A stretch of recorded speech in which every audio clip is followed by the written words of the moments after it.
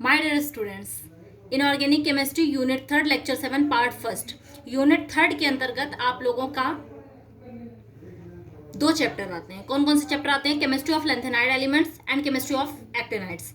Chemistry of lanthanide, देखिए ये जो चैप्टर है केमिस्ट्री ऑफ लेंथेनाइड और केमिस्ट्री ऑफ एक्टिनाइड, ये दोनों के दोनों आते हैं आपके एफ ब्लॉक यानी इनर ट्रांजिशन एलिमेंट्स के अंतर्गत। अब इनर ट्रांजिशन एलिमेंट क्या होते हैं? Inner transition elements are the elements which have incompleted d and f orbital in their penultimate and anti penultimate shell respectively. क्या होते हैं? एफ ब्लॉक के जो एलिमेंट्स होते हैं वे तत्व जिनमें -2 एफ कक्ष के आंशिक रूप से भरी होती है उनको हम एफ ब्लॉक के तत्व कहते हैं और इनको ही हम इनर ट्रांजिशन एलिमेंट या आंतरिक संक्रमण तत्व कहते हैं। ठीक है, ये 2 पार्ट्स में डिवाइड हैं, लेंथेनाइड और एक्टिनाइड। हमने इनको इलेक्ट्रॉनिक विन्यास के आधार पर 2 पार्ट्स में डिवाइड किया। जैसे ये सीरीज बनी ना 4f और 5f और orbitals 2 series of inner transition elements are known as lanthanide series, actinide series. Lanthanide series और एक्टिनाइड सीरीज से ही 2 चैप्टर आप लोगों के बने हैं। ये है आपका, देखिए, लेंथेनाइड सीरीज और ये है आपका actinide series. Lanthanide series cerium से स्टार्ट होकर के, सीरियम 58 से स्टार्ट होकर के लिट्रियम Lu71 तक जाएगा। अब आ जाते हैं हम लोग अपने चैप्टर की तरफ, chemistry of lanthanide elements. Chemistry of lanthanide elements क्या होते हैं? Lanthanides are a group of 14 elements starting with cerium 58 to lutetium 71। जो लेंथेनाइड है वो 14 एलिमेंट का एक ग्रुप है जो कि 58 एटॉमिक नंबर से स्टार्ट होकर 71 एटॉमिक नंबर तक जाता है। They are called lanthanide because they come after lanthanum elements and because they are strong resemblance to lanthanum. They are also called lanthanones. ये लैंथेनियम के बाद आते हैं, इसलिए इनको हम लैंथेनोन्स भी कहते हैं।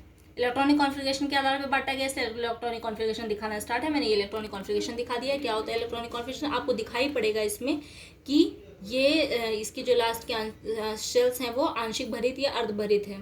ठीक है, इसके बाद आ जाता है हम लोगों का, ये इसके कैरेक्टरिस्टिक्स हैं लेंथेनाइड सीरीज के। तो आ जाता है फर्स्ट में इलेक्ट्रॉनिक कॉन्फ़िगरेशन था जो कि ये सीरीज थी। इसका सेकंड क्या कैरेक्टरिस्टिक है? सेकंड कैरेक्टरिस्टिक है आयनाइजेशन पोटेंशियल। आयनाइजेशन पोटेंशियल क्या होता है? So what is ionization potential? The first ionization potential IP of the inner transition element is almost identical. This is an account of addition of electrons to an inner s shell giving a higher shielding effect which almost compensates for the increased nuclear charge. Next, what is next? Next is ionic ready lanthanum contraction. अगर हम हिंदी में बात करें तो इसको हम बोलते हैं लैंथेनाइड संकुचन। ये एक इंपॉर्टेंट टॉपिक है इसका। आयनिक रेडी के अंतर्गत आता है। मीन्स जो आयनिक रेडी क्या होते हैं और उसके द्वारा जो इफेक्ट पड़ता है वो होता है लैंथेनाइड संकुचन या लैंथेनाइड कॉन्ट्रैक्शन। क्या होता है आयनिक रेडी में? त्रिसंयोजी लैंथेनाइड आयन Ln3+ की आयनिक त्रिज्या La3+ से Lu3+ तक क्रमशः घटती हैं। मतलब कि क्या हो जाता है कि La3+ आयन से Lu3+ आयन तक चलने वाली आयनिक त्रिज्या 1.06 एंगस्ट्रॉम से 0.85 एंगस्ट्रॉम तक रह जाती हैं। मतलब कि जो इनकी आयनिक त्रिज्या होती है उनमें कमी होती जाती है। लैंथेनाइडों में परमाणु क्रमांक की वृद्धि के साथ साथ परमाणविक त्रिज्या अथवा आयनिक त्रिज्या में होने वाली इस कमी को लैंथेनाइड संकुचन बोलते हैं। ये हो गया आप लोगों का लैंथेनाइड संकुचन, जो आयनिक रेडी के अंतर्गत आता है। हम बताया ना इस चीज़ के लिए कि आयनाइजेशन पोटेंशियल तो आप लोग कंप्लीट कर चुके हो। ये आयनिक रेडी में क्या होता है? इसमें क्या हो जाती है? कमी हो जाती है। जो कमी जो होती है उसके अकॉर्डिंग जो होता है उसको हम क्या बोलते हैं? Ionization lanthanide contraction. इसके बाद नेक्स्ट क्या आ जाएगा आपका? ऑक्सीडेशन स्टेट यानी ऑक्सीजन अवस्थाएं या उपचयन अवस्थाएं भी इनको हम लोग बोलते हैं। ऑक्सीजन अवस्थाएं क्या होती हैं? लैंथेनाइड परिवर्ती उपचयन अवस्थाएं प्रदर्शित करती हैं। इन तत्वों की सामान्य और स्थायी उपचयन अवस्था +3 होती है। कुछ तत्वों की +2 तथा +4 उपचयन अवस्था भी होती है। जैसे अगर हम बात करें तो सीरियम को छोड़ करके बाकी जो जितने भी हैं सभी लैंथेनाइडों में +3 उपचयन अवस्था सबसे अधिक स्थायी होती है। हम लोग अधिकतर बात स्थायित्व की ही करते हैं। नेक्स्ट क्या आ जाता है? नेक्स्ट आ जाता है आप लोगों का कॉम्प्लेक्स फॉर्मेशन यानी संकुल निर्माण। संकुल निर्माण किस तरह से ये लोग करते हैं? लैंथेनाइडों में उच्च आवेश एवं बड़ा आकार होने के कारण आवेश घनत्व कम होता है। परिणाम स्वरूप इनमें संकुल निर्माण की प्रवृत्ति भी कम होती है। इनके एक दंती लिगेंडों के साथ बहुत कम संकुल बनते हैं। ठीक है, कुछ संकुल होते हैं इनके जो स्थायी होते हैं, जैसे कि हेलो संकुल होते हैं, सल्फाइडों के संकुल होते हैं, सल्फेटों के संकुल होते हैं, थायोसल्फेटों के संकुल होते हैं आदि।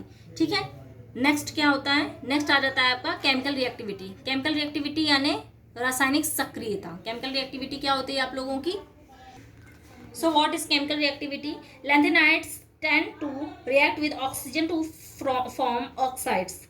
The reaction at room temperature can be slow while heat can cause the reaction to happen rapidly. The lanthanide contraction refers to the decrease in atomic size of the elements in which electron fill the F subshell.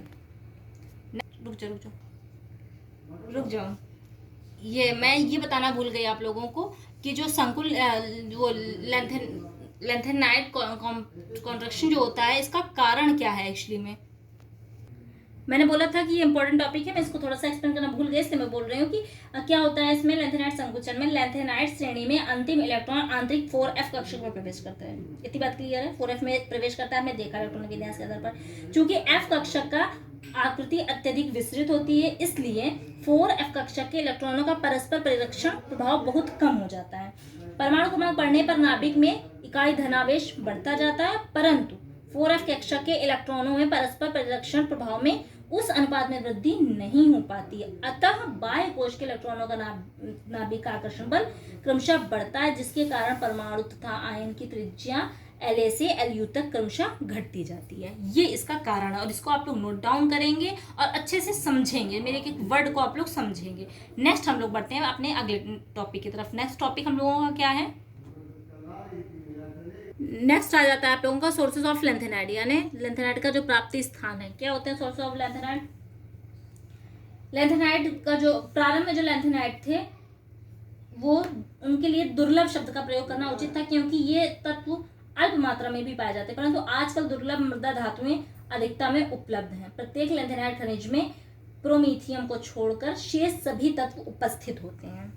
तो इसी हिसाब से हम लोगों को बांटा गया है। हम लोगों के जो ये जितने भी जो पॉइंट्स हैं वो बांटे गए हैं, उनको अलग अलग पॉइंट में रख दिया गया। जैसे अगर वर्गीकरण की बात करें तो जो सीरियम के खनिज है वो भी आ जाते हैं इसमें। देखिए लैंथेनियम के ऑक्साइड के रूप में भी मिल जाते हैं हम लोगों को। जो ये आप लोगों के एफ ब्लॉक एलिमेंट्स या लैंथेनाइड्स हैं, लैंथेनियम के हैलाइड के रूप में मिल जाते हैं, लैंथेनियम के सल्फेट के रूप में मिल जाते हैं, हाइड्रोक्साइड के रूप में मिल जाते हैं। यहाँ पे लैंथेनियम की स्पेलिंग देखिए गलत है। टाइपिंग मिस्टेक जो हुआ करे वो आप लोग थोड़ा सा देख लिया कीजिए, और अगर कोई स्पेलिंग आप लोगों को फिर भी नहीं क्लियर हो रही तो आप कमेंट बॉक्स में कमेंट कीजिए, मैं उस स्पेलिंग को करेक्ट करके लिख दूंगी। जैसे लास्ट वीडियो में सर एनर्जी की स्पेलिंग गलत हो गई थी, वो सर एनर्जीज में जो था वो ENERGYS हो गया था, जबकि ऐसा नहीं होता, IES हो जाएगा लास्ट में। ठीक है, तो इस तरह से जो भी टाइपिंग मिस्टेक हुआ करे तो उनको आप लोग क्लियर कर लिया करिए, मुझसे पूछ लिया करिए। ठीक है, अब इसमें ये जो होगा, ये लैंथेनियम की स्पेलिंग देखिए गलत है ना, यहाँ पे ये है इन दोनों में, तो ये चीज़ें आप लोग थोड़ा सा ध्यान दीजिएगा। सेकेंडरी के स्टूडेंट हैं, आप लोग बच्चे नहीं हैं। नेक्स्ट क्या है? Compounds in +2 oxidation state. Oxidation state जिनकी 2 उनमें जो कंपाउंड मिलते हैं उनमें भी हम लोगों को दुर्लभ मृदा धातु में, मतलब यही आपका इनर ट्रांजिशन एलिमेंट लैंथेनाइड मिल जाते हैं, और +4 ऑक्सीडेशन स्टेट में भी मिल जाते हैं। और किस तरह से मिलते हैं? सीरियम की अगर हम अकरेंस की बात करें, देखिए स्टार्टिंग में सीरियम कहाँ किस तरह से मिल जाते हैं। सीरियम जो सीरियम वर्ग के खनिज क्या होता है, इस वर्ग के जो जितने भी खनिज होते हैं, जिस खनिज में लैंथेनम, सीरियम, प्रेशियोडाइमियम, नियोडाइमियम, प्रोथियम तथा समेरियम रखे गए हैं। इन्हीं हम लोग सीराइट मृदा खनिज अथवा सीराइट मृदाएं भी कहते हैं। इनके जो वर्गीकरण है वो इस तरह से किए गए हैं कि सेराइट, गैडोलिनाइट, मोनाजाइट, इस तरह से हैं। सीराइट, गैडोलिनाइट, मोनाजाइट क्या है? देखिए अगर मोनाजाइट की बात करें तो मोनाजाइट ये दुर्लभ मृदाओं के फास्फेटों का मिश्रण होता है, जिनके सामान्य सूत्र MPO4 द्वारा प्रदर्शित किया जाता है। अगर गैडोलिनाइट की बात करें हम लोग, तो इसे हम लोग M2M3SI2O10 सूत्र द्वारा प्रदर्शित करते हैं। अगर हम लोग सीराइट की बात करें तो सीराइट में क्या होता है, M, MH3SI3O13 सूत्र द्वारा प्रदर्शित किया जाता है। ये देखिए ये पूरा नहीं है, ठीक है, इतना एक्चुअली टाइमिंग इतना कम होता है कि मैं पूरा कंप्लीट नहीं कर पाती हूँ। कंप्लीट इन द सेंस कि मतलब इसके पूरे पार्ट्स मैं नहीं दिखा पाई हूँ, बट इसी तरह से ये मिलते हैं। आप लोग इसके लिए थोड़ा सा बुक का सहारा ले लीजिएगा, मेरी रिक्वेस्ट है, ठीक है। ये पूरा नोट्स नहीं है, पूरा नोट्स के लिए आपको थोड़ा बुक का हेल्प थोड़ा सा लेना पड़ेगा। Time come in the sense कि मैंने ये जो ये जो चैप्टर है आप लोगों का, ये जब मैंने पीरियोडिक टेबल बनाई है तो एफ ब्लॉक एलिमेंट्स में पूरा मैंने डिटेल में बताया है, इसलिए अभी मुझे ज़्यादा टाइम देना ही वेस्ट लग रहा है, क्योंकि मैं पूरा चैप्टर फिर से आप लोगों को कवर करवा रही हूँ, ठीक है। इसलिए आप लोग बुक की हेल्प लीजिएगा और जो पुराने नोट्स हैं उनको ज़रा पलटा के देख लीजिएगा। Thank you class.